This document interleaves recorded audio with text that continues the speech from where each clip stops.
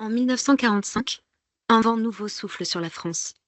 Un souffle de vie, celui d'une société nouvelle. Ces caisses ont pour rôle de garantir des moyens d'existence à tous les travailleurs qui se trouvent privés de ressources par suite de maladies, de maternité, d'invalidité ou de vieillesse. Ce sont l'ensemble des cotisations payées par tous les Français qui constituent les recettes de la sécurité sociale. Héritée des générations qui nous ont précédés, à nous de la préserver et de la transmettre aux générations futures. La sécurité sociale, citoyenne et solidaire depuis 80 ans. Bonjour à toutes et à tous, bienvenue pour cette troisième journée des grands dossiers de la protection sociale, dont la thématique cette année est 80 ans de sécurité sociale, l'heure des comptes, avec un point d'interrogation. Alors nous allons consacrer cet après-midi au sujet extrêmement important de la santé et de manière globale du système de santé, de sa régulation. Et nous allons commencer par un sujet extrêmement important qui est celui des déserts médicaux, et plus particulièrement nous allons l'étudier sous l'angle de l'installation des médecins et de la régulation de cette installation des médecins. Alors je suis particulièrement heureux d'accueillir aujourd'hui, pour traiter ce sujet à la fois polémique, mais aussi c'est un sujet qui aujourd'hui concerne tous les Français. Je rappelle quand même quelques données. Aujourd'hui, en fait, il y a une dizaine d'années, on parlait de quelques territoires qui étaient des territoires de déserts médicaux. Aujourd'hui, c'est plutôt 80% du territoire français qui est concerné par la problématique du désert médical, même si on est bien d'accord, cette thématique, elle est avant tout journalistique. On va essayer de voir plus précisément comment tout cela se passe. Alors, j'ai le plaisir d'accueillir sur ce plateau, pas forcément par ordre d'apparition, Madame Agnès Gianotti. Vous êtes présidente de MG France. Bonjour, très heureuse d'être ici avec vous. Guillaume Garot, donc vous êtes de votre côté député de la première circonscription de la Mayenne. Et enfin, Pascal Gendry, vous êtes médecin généraliste et vous êtes coprésident d'Avec Santé. Pardon. Merci, bonjour. Alors, puisque vous êtes là et vous avez le micro, vous en tant que médecin généraliste, vous êtes de quel département ? La Mayenne. La Mayenne, donc vous connaissez très bien. Très bien. Voilà. Alors concrètement, quand on parle de désert médical, pour vous, qui êtes professionnel de santé, ça se traduit par quoi ? Je vais vous raconter une petite histoire. Hier, j'étais en consultation hier après-midi et j'ai vu une jeune femme qui est venue boitillant, souffrant de manière très intense du rachis lombaire et qui est suivie pour une polyarthrite rhumatoïde. Et cette dame travaille et son employeur lui a dit vous ne pouvez pas continuer à travailler comme ça, allez voir votre médecin. Elle a un médecin généraliste, moi en l'occurrence, mais depuis 3 mois, son rhumatologue est parti à la retraite. Et son rhumatologue n'a pas été remplacé. Et son rhumatologue, le suivant qui va la prendre en charge, il y a un rendez-vous dans 6 mois. Et cette dame a une injection toutes les semaines d'immunosuppresseurs.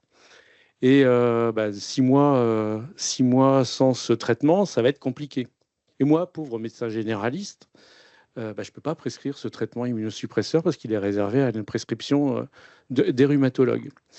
Alors, on a caricaturalement l'idée des problématiques d'accès aux médecins traitants. Et là, je voulais vous tout de suite mettre l'accent sur l'accès aux médecins et pas forcément au seul médecin traitant. Et ça, c'est quand même quelque chose qui est extrêmement important. L'accès aux médecins, mais quand on parle de déserts médicaux, moi, j'aurais plutôt envie de dire que c'est aussi un désert en santé, dans plein de territoires. On peut avoir des médecins généralistes, mais on n'a plus de kinés. On peut avoir des médecins généralistes, mais on n'a plus d'orthophonistes. On peut avoir des médecins généralistes et on n'a plus de sages-femmes. Et donc ça, on parle vraiment de problématiques d'organisation des soins et pas simplement d'accès au seul médecin traitant. Et encore, quand on parle de l'accès aux médecins traitants, on devrait peut-être parler de l'accès à la santé tout court via les médecins, mais pas forcément que les médecins, en fait. Et donc, on a une problématique encore beaucoup focaliser les choses sur l'accès aux médecins traitants. Et c'est important, les médecins traitants, ils sont très importants ils sont même pivots du système de soins. Il faut que ça reste. Mais il est important aussi de réfléchir à des organisations qui sont défaillantes. Et quelque part, ce qu'on voit dans les les propositions actuelles, c'est beaucoup de solutions de rustine. On est toujours dans cette logique d'accès au seul médecin. Et alors, de ci, de là, on va proposer que des médecins retraités interviennent. De ci, de là, on va proposer que des médecins solidaires interviennent dans des territoires en déficit. De ci, de là, on va proposer l'accès à des soins non programmés dans des centres de soins non programmés pour proposer de décharger les urgences des hôpitaux. De ci, de là, on va encourager les gens à accéder à des plateformes de télémédecine ou même on va installer des cabines de téléconsultation dans les pharmacies à distance. Oui, ce sont des solutions d'accès pour répondre à un besoin immédiat, surtout pour des soins non programmés. Mais notre problématique, c'est le développement des pathologies chroniques. Notre problématique, c'est la précarité. Notre problématique, c'est le vieillissement de la population qui nécessite pas forcément que l'accès à un médecin, au seul médecin, mais qui nécessite l'accès à une organisation de soins primaires, quoi, en fait. Au-delà de l'accès aussi au recours éventuellement hospitalier. Et on est dans cette posture de trouver des solutions un peu de rustine. Et quelque part, la problématique de la question qui nous est posée dans cette table ronde, c'est la problématique de la régulation. C'est un axe, mais ce n'est pas l'alpha et l'oméga qui va apporter toutes les solutions. Agnès Gianotti, votre syndicat était particulièrement en pointe justement sur les problématiques de parcours de soins. Depuis plusieurs années, c'est vrai que vous étiez particulièrement lancé sur ce sujet-là. Comment vous le voyez aujourd'hui? Ce que je comprends, moi, c'est que de toute façon, la problématique, on va dire, du parcours de soins, elle n'est possible que si on est dans un espace où tous les professionnels de santé sont là pour jouer leur rôle. Qu'est-ce qui se passe aujourd'hui, finalement? On assiste depuis ces dernières années à une dérégulation du système dans tous les sens et à une désorganisation. La seule chose qui peut nous permettre de tenir encore le coup, mais c'est limite là en ce moment, on pourra en rediscuter tout à l'heure, c'est le parcours de soins organisé par le médecin traitant avec tous les professionnels paramédicaux d'un côté et aussi avec le second recours. C'est la gradation des soins qui peut permettre la pertinence, la sécurité des soins et l'efficience. S'il n'y a plus de parcours de soins, le système s'effondre. Donc, avant de parler de déserts médicaux, il faut d'abord savoir exactement de quoi on parle. Et le mot est suffisamment flou pour qu'on mette tout et n'importe quoi. Donc oui, c'est les généralistes et les spécialistes, mais les généralistes, de quoi parle-t-on? Parce que l'exercice est différent. On parle dans l'inconscient de médecins généralistes traitants. Nous sommes à peu près 40 000 médecins généralistes traitants sur 100 000 généralistes inscrits à l'ordre. Les autres font autre chose. Donc ces niches où les médecins vont de plus en plus parce que c'est plus lucratif, parce que c'est plus facile, parce que ça prend moins la tête, parce qu'on n'a plus les contraintes, parce qu'on ne nous oblige pas à faire ci et ça, c'est les centres de soins non programmés, c'est les plateformes, c'est la médecine esthétique, c'est ce qu'on appelle la médecine de niche. Et donc plus on va contraindre une profession, plus elle va fuir dans un contexte de pénurie.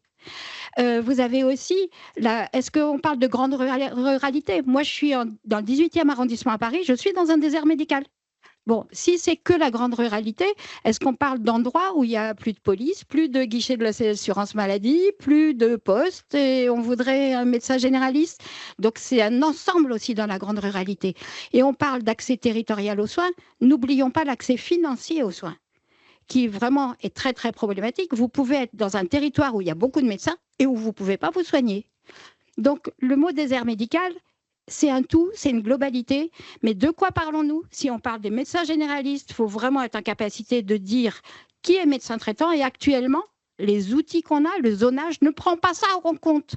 Et donc, on compte des choux et des carottes, c'est-à-dire qu'on compte dans les médecins généralistes et donc on trouve sur Doctolib des rendez-vous avec des gens qui ne seront pas médecins traitants et qui ne prendront pas en charge la complexité, les gens vieux et malades. Donc pour les angines, on peut arriver à trouver un rendez-vous, mais pour les choses compliquées, qui va le faire si on chasse tout le monde de la profession? Donc c'est ça le défi qu'on a à relever collectivement. Monsieur Garot, justement, vos deux interlocuteurs ont cité quand même un certain nombre déjà de dispositifs existants. Il y a énormément de choses qui ont été faites en matière incitative, on va dire, depuis plusieurs années. Quelle vision vous avez-vous en tant que... Alors vous êtes un peu plus en distance, même si vous avez quand même porté une loi qui était assez on va dire, emblématique sur ce sujet-là. Comment vous voyez, vous percevez tous les différents dispositifs qui se sont accumulés maintenant depuis plusieurs années? Comment se fait-il, malgré tout, parce que c'est un sujet qui a été pris à bras-le-corps par les pouvoirs publics, comment se fait-il que finalement on a le sentiment que ça ne fonctionne pas aujourd'hui? Vous dites les choses très bien, ça ne fonctionne pas. Ça ne fonctionne pas parce que les réalités ont été très bien décrites par le docteur Gendry et par le docteur Genoli. C'est qu'aujourd'hui, on a des zones entières où c'est la pénurie médicale, où c'est la détresse des gens, des patients qui ne trouvent pas de médecins. Et c'est vrai que depuis 20 ans, 30 ans, on a eu de cesse que de développer des politiques incitatives. Alors, on a incité à l'installation des médecins et des médecins généralistes en particulier. Ça n'a pas eu l'effet escompté sur la répartition de nos médecins. Parce qu'on s'est dit, dans les territoires qui étaient déshérités, qui étaient les moins bien dotés en présence médicale, eh bien, on va faire des incitations financières en particulier qui vont encourager l'installation. Mais qu'est-ce que sont aujourd'hui les données, puisqu'on est là dans les grands dossiers de la protection sociale? Moi, je me réfère à ce que la CNAM vient de livrer il y a très peu de temps, c'était le mois dernier, et elle nous dit que sur les 12 derniers mois, donc c'est assez récent, les 12 derniers mois, il y a eu 3%, et tant mieux, d'installations de généralistes en plus dans notre pays. Très bien, on disait il n'y a plus de vocation pour les généralistes, c'est pas vrai. 3% en plus. Mais si on regarde un petit peu dans le détail, dans les territoires sous-dotés, donc les moins bien servis, ah bien là, ça baisse. Le nombre d'installations a baissé. Pourquoi? Parce que le phénomène de fond que ces politiques d'incitation n'ont pas réussi à juguler, c'est que les inégalités ne cessent de se creuser entre les territoires et donc entre les Français. Vous avez toujours plus d'installations dans les territoires qui, déjà il y a 10 ans, étaient bien dotés, et toujours moins dans les territoires qui étaient déjà il y a 10 ans les moins bien dotés. Ce qui veut dire que si on laisse la main du marché faire ce qu'elle souhaite, eh bien, vous allez assister, sans pouvoir faire grand-chose, au creusement des inégalités que je décrivais à l'instant, toujours plus dans certains territoires, toujours moins dans beaucoup d'autres. Ce qui plaide pour la régulation de l'installation de nos médecins, pour mieux répartir. Vous voyez, et vous dites c'est une contrainte insupportable. Je ne crois pas. Je crois que... Je n'ai pas encore dit que c'était une contrainte insupportable. Non, mais on l'a bien senti. On a déjà des débats là-dessus. Mais je crois franchement que il faut apporter des réponses qui, jusqu'à présent, n'ont pas été données. Et le docteur Gendry a parfaitement raison, mais parfaitement raison dans son analyse, lorsqu'il nous dit que, jusqu'à présent, c'est pansement sur jambe de bois. Parce que tout ce qui a été fait, très bien, mais est-ce que c'est suffisant? On a montré que non. Et ce qu'on oublie souvent de dire, c'est que ça coûte fort cher au budget de la nation, au budget de la protection sociale. Donc, à un moment donné, il faut peut-être envisager des solutions qui n'ont pas été mises en œuvre jusqu'à présent et qui ne coûteraient pas 1 euro de plus au budget de la nation. C'est la question de la régulation. Là où je rejoins le docteur Gendry, encore une fois, ça c'est la solidarité mayonnaise, c'est que je suis bien convaincu, tout promoteur que je suis sur la régulation de l'installation, que ce n'est pas l'unique solution, que ce n'est pas une solution miracle. Mais ce que je persiste à dire, c'est qu'il nous faut la régulation pour que les autres solutions fonctionnent. Si on veut que ce que promeut aujourd'hui le docteur Gendry, c'est-à-dire les équipes de soins sur les territoires, en soins primaires, si on veut que ça fonctionne, il nous faut des médecins. Parce qu'il y a une énergie dingue déployés par tous ceux qui sont sur le terrain et qui essaient de trouver des solutions nouvelles pour mieux organiser ce que vous disiez, le parcours de soins, pour faire en sorte qu'on travaille en équipe ou en réseau. Tout ça, c'est fait. Mais encore faut-il qu'il y ait des médecins. Or, il y a des médecins. 3% d'installation en plus pour les généralistes. Alors, juste pour terminer, et là encore, je vous rejoins, la question, elle ne touche pas simplement les généralistes. C'est le pivot, c'est le cœur. Mais il faut bien qu'on ait à l'esprit l'organisation des soins pour répondre aux besoins de santé. La première question à se poser, c'est quels sont les besoins de santé? Et ensuite, c'est comment on y répond. Week-end dernier, à Laval, c'était Octobre Rose, vous savez, la lutte contre le cancer du sein. Savez-vous, en Mayenne, quel est le délai d'attente pour avoir une mammographie chez le radiologue? 1 an. 1 an. Donc, comment voulez-vous être sérieux en matière de santé publique lorsqu'il faut 1 an pour obtenir un rendez-vous chez le radiologue? Ça ne va pas. D'où la régulation, qui est à notre sens, puisque c'est un groupe transpartisan qui propose cela, concerne non seulement les généralistes, mais aussi l'ensemble des autres spécialistes de la médecine, pour qu'on parte à chaque fois des besoins de santé d'un territoire et qu'on voit comment on peut répartir au mieux nos forces médicales année après année, de telle sorte qu'on garantisse à chaque Français l'accès à la santé. Ça ne se fera pas sur un claquement de doigts, mais il faut y aller. Madame Gianotti. Oui, il y a 3% de plus de médecins qui s'installent, mais que font-ils? Sont-ils médecins traitants? Dans les villes, ils sont très peu médecins traitants, parce qu'ils vont, ce qu'on disait tout à l'heure, dans ce qu'on appelle la médecine one-shot, financiarisée et lucrative. Donc, il faut inciter les gens à être médecins traitants. Réguler, pourquoi pas réguler? Il n'y a pas de sujet tabou, mais on ne peut pas réguler la pénurie. Ça ne sert à rien, ça ne marche pas, ça n'a aucun sens, puisqu'ils vont fuir. C'est en cas de pléthore qu'on régule. D'ailleurs, les autres professions sont pléthoriques. Mais vous me laissez finir, s'il vous plaît?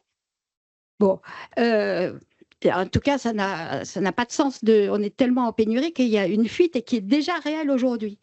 Donc, qu'est-ce qu'il faut pour avoir des médecins traitants? C'est ça la première question. Avant de se poser la question de la régulation, c'est d'inciter les gens à avoir ce type d'exercice pour soigner la population qu'on a besoin et donc répondre aux besoins de santé. Il faut valoriser la complexité et non pas les actes répétitifs et lucratifs. La complexité, c'est les personnes âgées, c'est les maladies chroniques, c'est tout ça. Et quand on voit dans la Convention, on a fait quelques pas vers ça, le nouveau forfait patient médecin traitant, qui j'espère va pouvoir être appliqué à partir de janvier, c'est un pas en avant. Mais on a demandé la consultation longue aussi, la GL. On aura le bout du doigt de pied. Thomas Falto ne voulait pas nous l'accorder, il nous l'a quand même accordé pour qu'on arrive à signer cette convention, mais c'est même pas le pied dans la porte, c'est l'orteil du doigt de pied dans la porte. Les plus de 80 ans, une fois par an, enfin, c'est des conditions drastiques. Si vous valorisez pas la complexité, vous valorisez les choses faciles et répétitives, c'est-à-dire le one-shot et la médecine bas de gamme. Donc, il faut d'abord renforcer l'attractivité de la médecine générale traitante. Mais il faut aussi arrêter de taper sur la profession. Je ne pensais pas à vous, Guillaume Garot. Je pensais à la campagne MSO, MSAP dans notre jargon, mais là, on est à la sécurité sociale, donc je pense que les gens de l'assurance maladie savent à quoi je fais référence. Mise sur objectif et mise sous accord préalable, et ça concerne, pour les non-spécialistes, avant tout la prescription des arrêts de travail, et la prescription d'indemnité journalière, qui, soit dit en passant, est sur une tendance quand même inflationniste depuis quelques années. Absolument, parce que ce sont les arrêts longs qui coûtent cher. Et donc, les médecins qui sont ciblés sont des médecins qui prescrivent des arrêts longs, donc ont des patients complexes. On ne va pas s'amuser à faire un arrêt long à quelqu'un qui n'a rien. D'ailleurs, SOSIJ, qu'on a réclamé pendant les négociations conventionnelles, là où ça a eu lieu, on est en rapport avec l'assurance maladie et les professionnels de l'assurance maladie ne trouvent pas de solution non plus au cas qu'on leur soumet, parce qu'il n'y en a pas, parce que les solutions sont complexes. Et donc, les médecins qui se font épingler dans cette campagne d'une violence rare, c'est pour ça que j'ai parlé de management toxique et je maintiens mes mots, sont exclusivement des médecins généralistes traitants qui prennent en charge des cas difficiles. Donc, comment vous voulez rendre attractif une profession sur laquelle on tape? Donc, il y a un message ambigu et paradoxal de l'assurance maladie. Donc, oui, il faut absolument renforcer la médecine générale traitante. Il faut arrêter de taper sur la profession. Il faut qu'on travaille ensemble parce que nous avons des objectifs communs, qui est de la solidarité et l'accès aux soins de la population. Mais il faut vraiment arrêter de taper sur la profession parce que là, ce qui se passe en ce moment, il y a de nouveau une campagne qui est lancée extrêmement violente. Donc, on ne peut pas dire une chose et son contraire en même temps. Oui, mais vous savez, alors, je prends la casquette, même s'ils ne sont pas présents ici, de l'assurance maladie. Thomas Fatto me disait également que les médecins qui étaient ciblés justement par cette nouvelle campagne étaient des médecins aussi qui étaient très atypiques par rapport à la prescription des médecins de leur entourage à population équivalente, mais également à territoire équivalent. Donc, ce n'était pas non plus une politique qui était complètement, enfin, qui visait l'intégralité des médecins. Excusez-moi, mais on fait une demande à laquelle on n'a pas eu de réponse positive. Que la CNAM nous donne son algorithme. Parce que c'est absolument contestable ce que vous venez de dire. Et d'ailleurs, ça ne tient pas. Dans un même cabinet, vous pouvez avoir quelqu'un qui soigne toutes les femmes enceintes et celui d'à côté qui soigne toutes les dépressions. Ils n'ont pas le même profil de patientèle. Ils sont dans le même cabinet physiquement. Donc, c'est les motifs d'arrêt de maladie qui peuvent être comparés. Les patientèles, ça n'a aucun sens. Donc, on peut aller discuter au cas par cas. La mise sous objectif, là, aujourd'hui même, dans un projet de lutte contre la fraude, vous avez une mise sous objectif, c'est-à-dire des critères uniquement statistiques et économiques, doit être obligatoire, même sans accord préalable. C'est-à-dire, on n'aura même plus accès aux collègues médecins conseils de l'assurance maladie. C'est ça que l'État est en train d'essayer de faire passer. C'est-à-dire un encadrement technocratique des arrêts de maladie de la population, indépendamment de l'état de santé du patient qu'on a en face. C'est inadmissible. Donc, pour vous, effectivement, c'est très décourageant pour l'installation des médecins. Alors, pour autant, et je rebondis sur ce que vous disiez, monsieur le député, il y a quand même 3% d'augmentation. Donc, on a mis une mesure, et je voudrais qu'on en parle quand même un petit peu, parce qu'on n'a pas parlé jusqu'à présent. Donc, suppression depuis 2020 du numerus clausus. Bon. Donc, effectivement, on commence à voir une augmentation de 3% des médecins, mais est-ce que c'est finalement la solution ? Comment vous sentez, vous, cette suppression à terme de ce numerus clausus ? Parce que petit à petit, le système va se réguler, il va y avoir de plus en plus de médecins qui vont s'installer. Pascal, Jean-André ?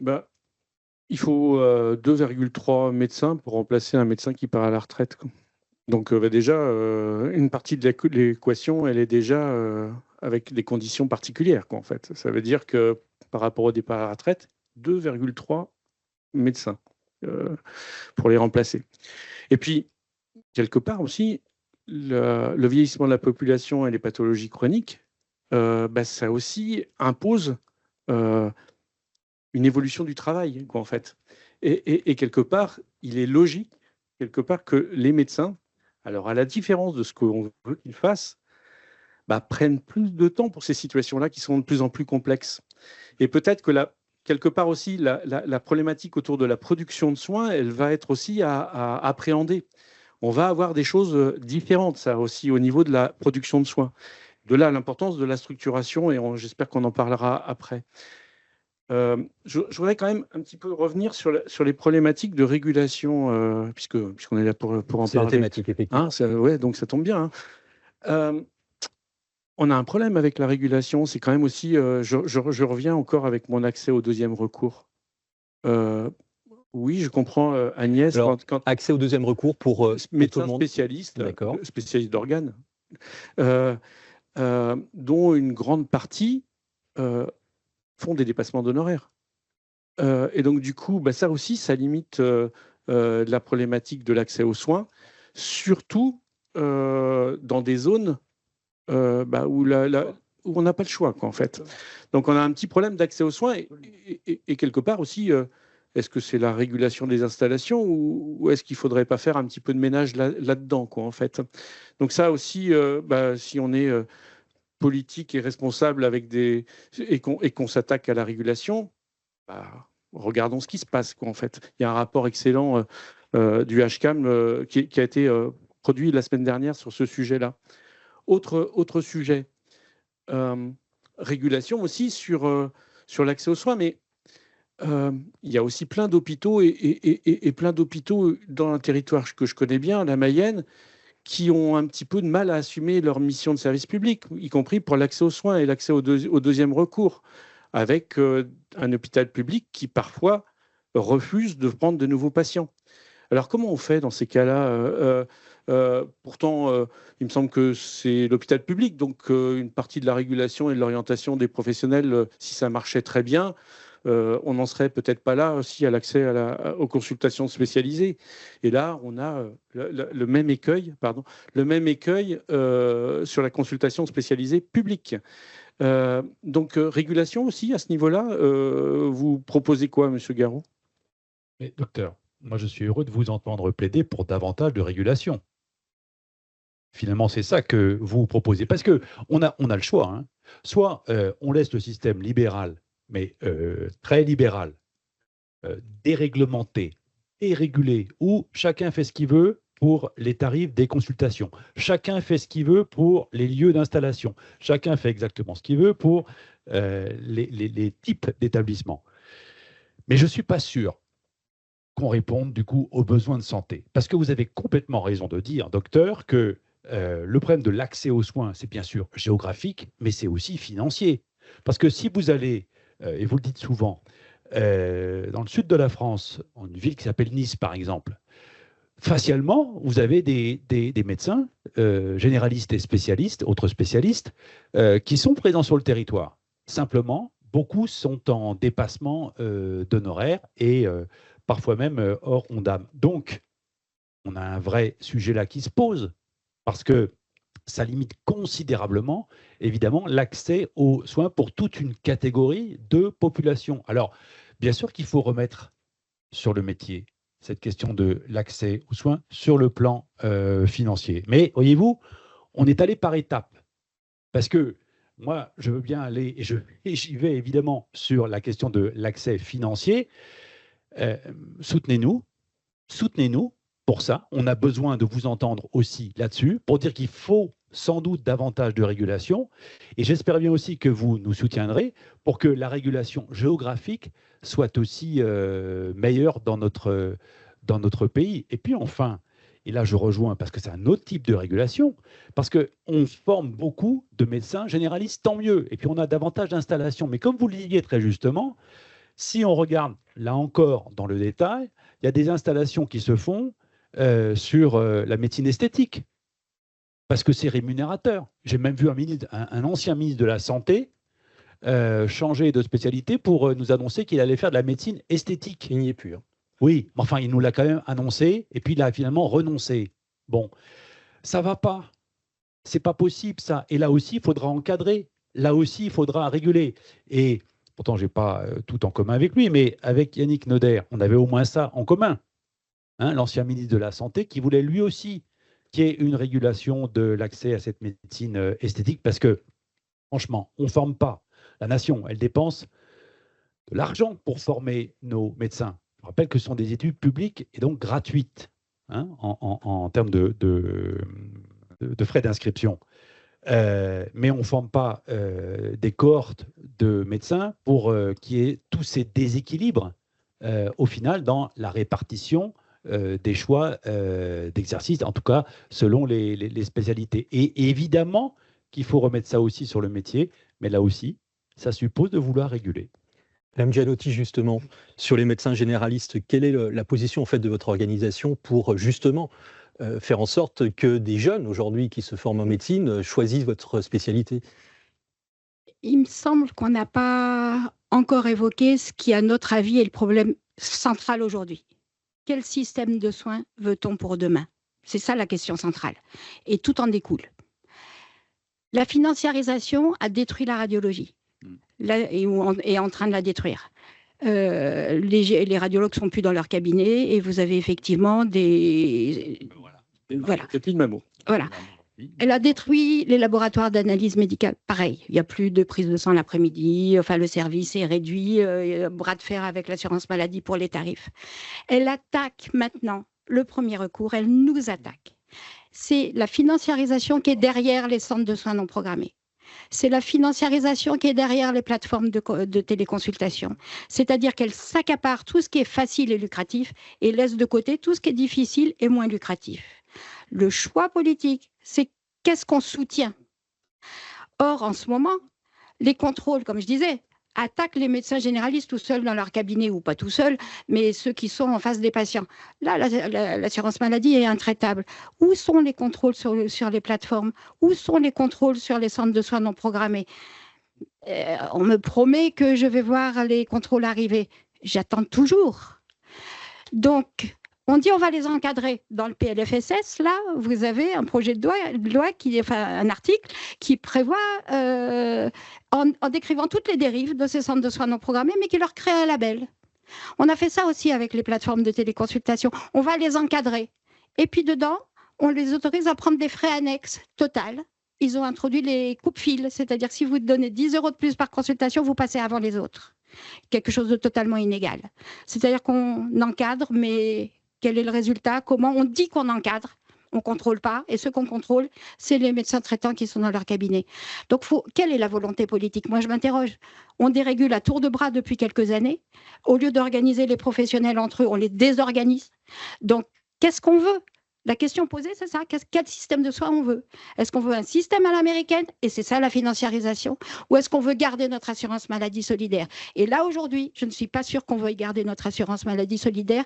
Le PLFSS qui est passé hier, je suis extrêmement inquiète sur son résultat. Quelles sont selon vous donc les alternatives à tout ça? Il y a bien des choses qui peuvent aujourd'hui conduire en tout cas à une meilleure régulation dans les installations, enfin même plus, puisque si je vous entends, l'obligation ne fonctionne pas super bien, la régulation ne fonctionne pas super bien, donc on est vraiment dans une perspective extrêmement pessimiste, mais il y a quand même des voies. Si je vous écoute, c'est quand même pas extraordinaire, les perspectives financiarisation, dérégulation.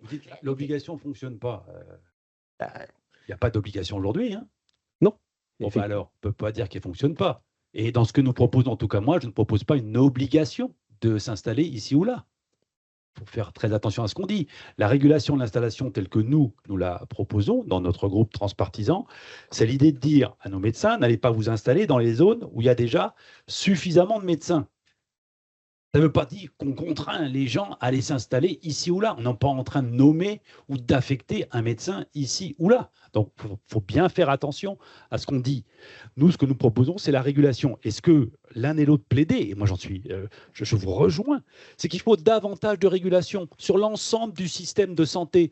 Parce que si on ne fait rien, c'est la porte ouverte au grand n'importe quoi. Et c'est ce qu'on constate aujourd'hui, c'est-à-dire un département où il n'y a plus de radiologue pour accueillir, donc c'est 1 an pour avoir une mammographie. C'est des gens qui, sur le plan financier, même dans des villes où il y a beaucoup de médecins, ne peuvent pas avoir accès à des médecins en secteur 1. C'est ça la réalité. Donc ça plaide quand même entre nous pour davantage de régulation. Et là où je suis d'accord, et c'était une expression très importante de votre part, docteur, c'est dire ensemble, ben oui, je pense qu'on peut se mettre d'accord autour d'une table, on peut travailler, mais il faut être capable de définir ensemble des objectifs de santé publique. Voilà. Et se dire qu'il n'y a pas de solution taboue, il n'y a pas de solution à refuser, il n'y a pas de solution à refuser d'un revers de main, ce que j'ai beaucoup trop entendu ces derniers mois. Et franchement, je suis sûr qu'il y a plein de gens qui sont prêts à avancer. Il y a plein d'initiatives qui se prennent sur le terrain. Et moi, je rêve dans notre pays d'une grande loi de programmation sur la santé. On se dit à 5 ans, voilà ce qu'on veut comme objectif. Et voilà ce qu'on met comme moyen en face. Programmation, ça veut dire programmation des moyens. Parce que comme vous le dites très justement, là, on est en train de découvrir le PLFSS. Je pense que on va regarder ce qu'il y a dedans dans le détail, mais il n'y a pas que des choses agréables. Hein. Il va falloir, moi c'est ce que je vais faire, amender, corriger, proposer aux collègues députés pour qu'on ait quelque chose de plus juste par rapport à ce qui est proposé. Mais si on était capable, je reviens à ma loi de programmation, sur 5 ans, dire voilà les moyens qu'on va mettre, et année après année, on va se donner les moyens pour y arriver, on va décliner ces moyens, franchement c'est plus enthousiasmant. Franchement, ça permet à une génération de se projeter. Et c'est ça qu'il faut faire aujourd'hui. En tout cas, moi, c'est ça que je veux porter. Donc, loi de programmation, Pascal Gendry, de votre côté? De cette manière, c'est évident qu'on a besoin de changer un peu d'objectif, quoi, en fait. Et on a besoin de s'organiser, de structurer, d'être dans des logiques de parcours, parce que de toute manière, nos patients sont dans des parcours de santé de plus en plus complexes, quoi, en fait. Donc, si on veut répondre aux défis, c'est pas avec l'organisation actuelle qu'on va y arriver. Mais je ne suis pas certain non plus que ce soit simplement avec des mesures de régulation d'installation qu'on va y arriver, quoi, en fait. Si derrière, il n'y a pas de réflexion autour des organisations, ça marchera pas, quoi, en fait. Ça marchera pas parce que c'est pas avec un seul médecin qu'on règle la problématique de l'accès aux soins. Et de l'accès aux soins dans ces dimensions aussi de prévention, comme dans ces dimensions vraiment les plus complexes de fin de vie au domicile ou de pathologie chronique. Il faut qu'il y ait des organisations qui tiennent la route, qui soient reconnu et qui soit valorisé. Donc ça veut dire aussi qu'il faut qu'on change à la fois depuis la formation des jeunes professionnels jusqu'à les modalités de rémunération aussi des professionnels et des équipes. Il faut aussi qu'on change les têtes aussi des usagers, c'est-à-dire et des élus. Il faut qu'ils changent leur discours. Ce n'est pas simplement l'accès au seul médecin traitant qui va régler le problème. Et tout focaliser sur le tout médecin traitant est une erreur parce qu'on perd du temps. Il faut qu'on change notre système. Il faut qu'on ait accès à des équipes qui soient cohérentes et qui ont pour mission de répondre aux besoins de santé publique. Mais il faut qu'ils soient missionnés pour ça, qu'elles soient reconnues, qu'elles soient valorisées pour ça.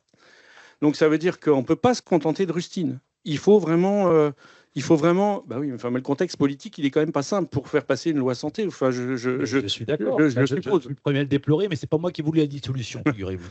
Voilà. Donc on fait ce qu'on a aujourd'hui. Hein, et donc, on travaille avec une assemblée qui est morcelée. Mais ce qu'il faut, au-delà du très court terme, là, et c'est le PLFSS, il faut qu'on ouvre des perspectives. Et je pense qu'on est quand même là pour ça, non?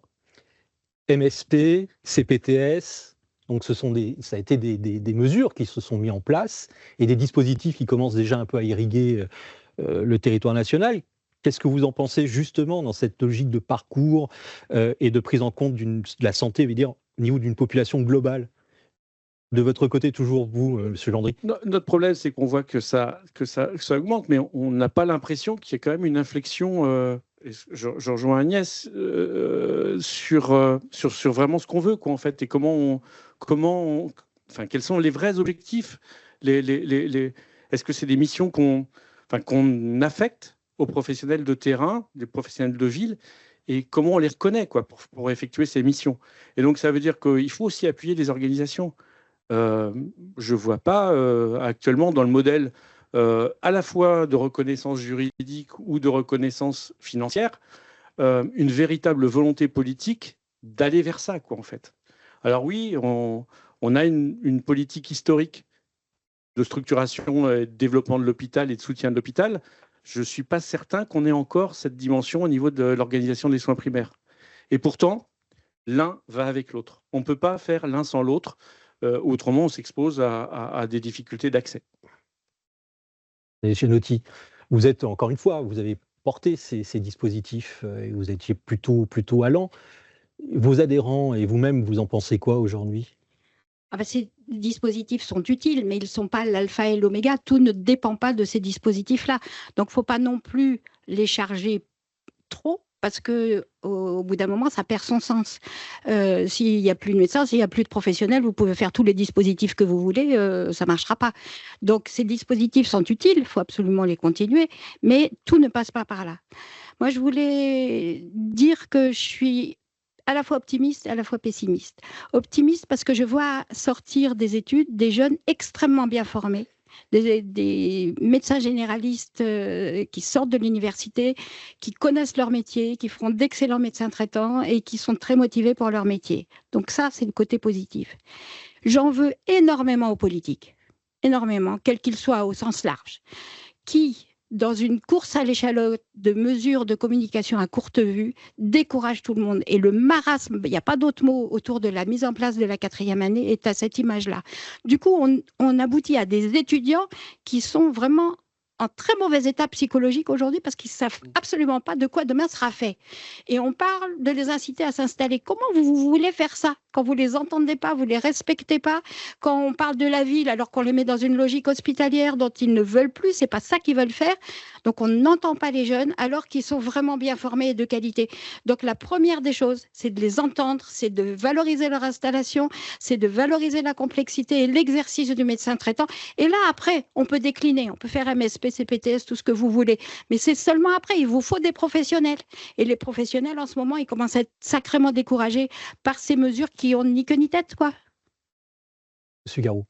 J'entends tout ce qui vient d'être dit, mais je trouve un peu facile de charger à chaque fois la mule politique.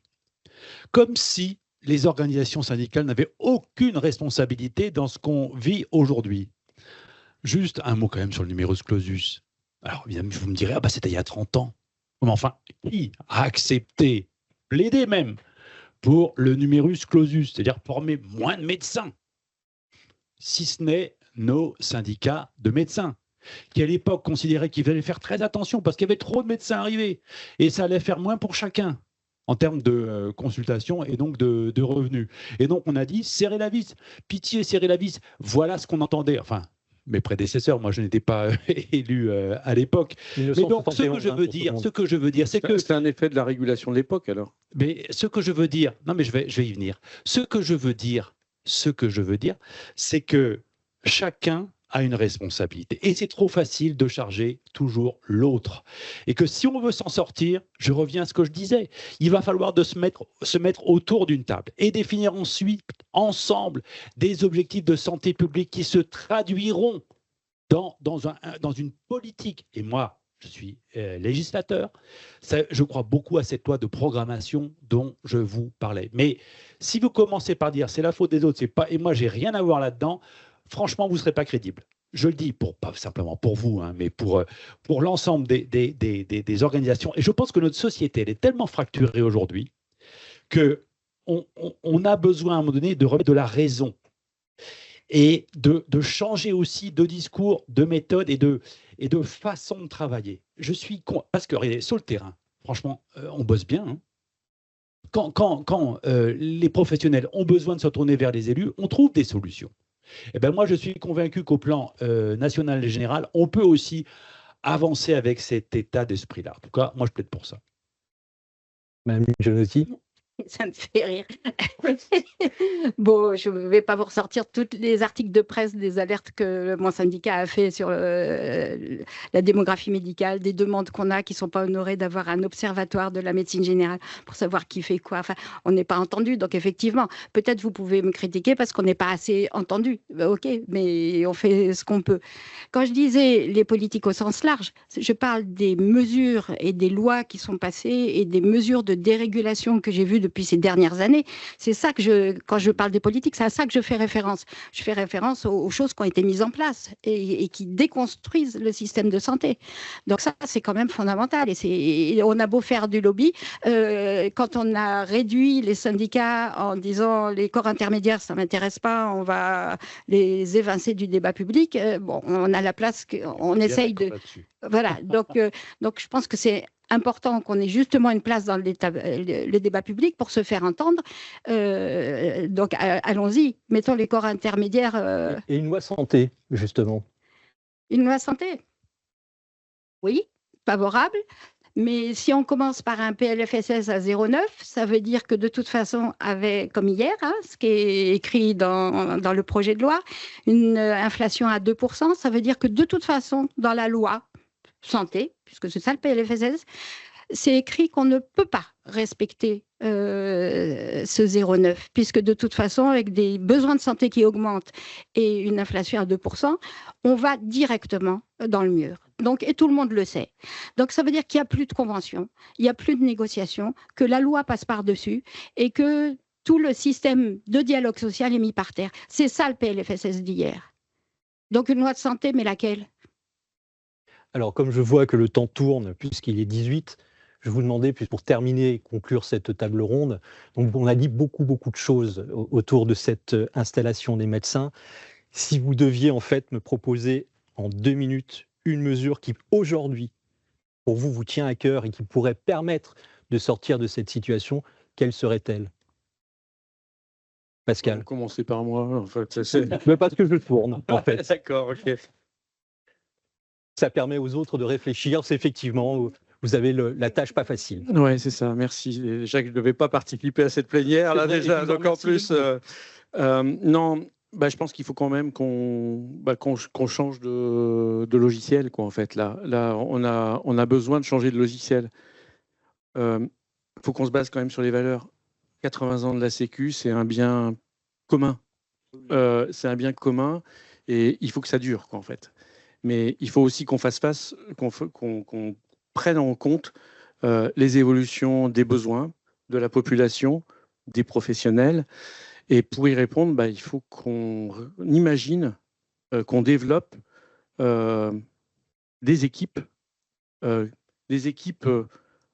L'hôpital sait faire des équipes hospitalières. Mais il faut aussi, sur le terrain, il faut qu'on ait aussi ces équipes sur le terrain qui font des soins curatifs, mais qui font aussi beaucoup de prévention. Parce que ça aussi, je pense que tant qu'on aura, on est dans l'intention de travailler sur la prévention, mais que les femmes n'auront pas accès à leur mammographie, eh ben, on aura beau tout dire, tout faire, on sera quand même dans de la difficulté. Donc, soyons cohérents, et si on veut vraiment faire bouger les lignes, donnons les moyens, et même avec 0,9%, c'est peut-être pas beaucoup.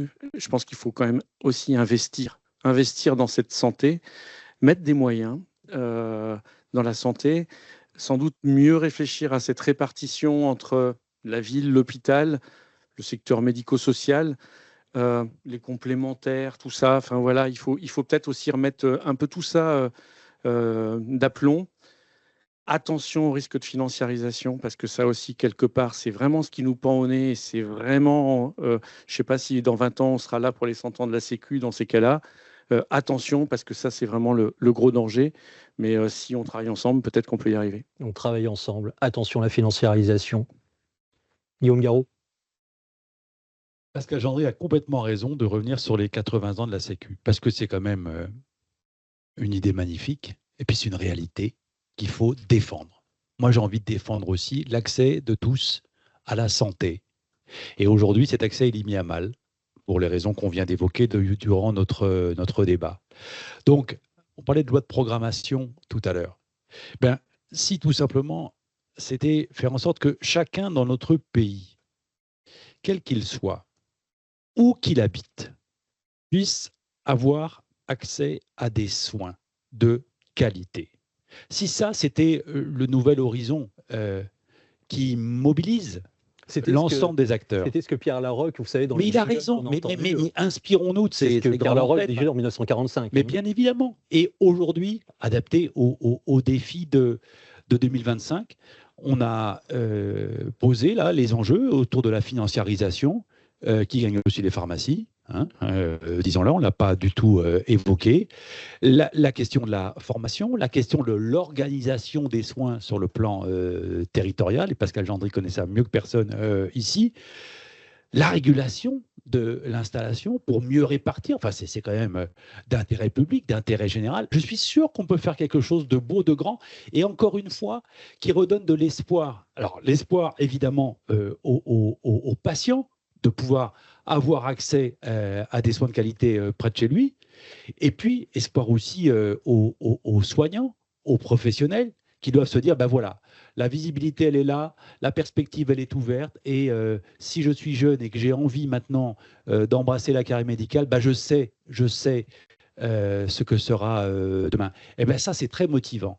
Et c'est plein de cohésion pour une nation. Et je vous assure, on en a tellement besoin aujourd'hui. Donc moi je plaide pour ça, pour travailler à ça, et je suis sûr que c'est à notre portée, parce que vous voyez déjà, on est trois, rien que trois, mais il y avait plein d'idées autour de notre débat aujourd'hui. Donc moi je suis confiant, et je veux rester confiant pour l'avenir. Agnès Gianotti, le mot de la fin. Oui, le mot de la fin, pour moi, ça sera un vœu, c'est-à-dire que on axe les efforts collectifs vers les plus fragiles et les plus malades. En positif, ça veut dire valoriser la complexité pour les professionnels de santé, que ce qui est le plus difficile, les patients les plus compliqués, ça soit reconnu, et ce n'est pas le cas actuellement. Et en négatif, c'est que l'accès aux soins soit pas bridé. Le doublement des franchises et le doublement des plafonds, c'est catastrophique pour l'accès aux soins, puisque le médecin traitant, c'est la première porte, c'est absolument catastrophique dans le PLFSS d'hier. Et la remise en cause des ALD, ça veut dire quoi? Donc, effectivement, il faudra attendre que les gens soient très malades pour avoir l'ALD. Des diabétiques pas trop malades, ils y seront plus. Donc, ils deviendront vite très malades, donc ils pourront y être. Mais l'accès aux soins des plus pauvres et des plus malades, franchement, faut arrêter de taper là-dessus, quoi. Faut au contraire travailler dans cette direction. C'est ça l'objectif de santé publique qui doit nous réunir. Or, le PLFSS, il y a des lignes qui me font frémir. On va se battre. Merci à vous, encore une fois, pour ce débat animé. Quelques mots quand même sur la technique. Donc, vous avez un QR code qui va apparaître une fois que nous aurons rendu l'antenne. Donc, merci de le flasher. Ça vous permet déjà d'accéder à votre attestation, puisque les gens qui nous regardent peuvent avoir une attestation de suivi. Et puis, je crois qu'il y a un questionnaire d'évaluation autour de nos grands dossiers de la protection sociale. Merci encore. Et donc, on rend l'antenne. On se retrouve dans 30 minutes pour une autre thématique. Merci à vous.